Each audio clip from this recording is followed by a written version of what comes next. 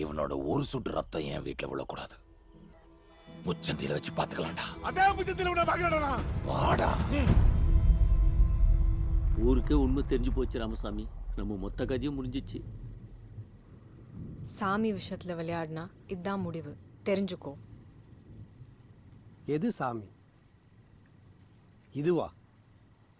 பல வருஷத்துக்கு முன்னாடி ஒரு திருட எங்கள் வீட்டிலேருந்து திருடிட்டு போன பானடி அது.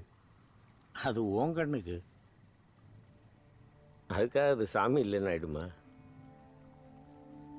என் பார்வை பறி போகிறதுக்கு முன்னாடி கல்லில் சிலை செஞ்சு எத்தனையோ கோயிலுக்கு கொடுத்துருக்கேன்.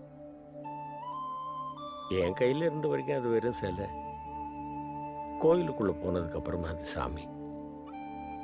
அது நம்ம கேட்கறதெல்லாம் கொடுக்கும், நம்ம வேண்டிக்கிறதெல்லாம் நிறைவேற்றும்.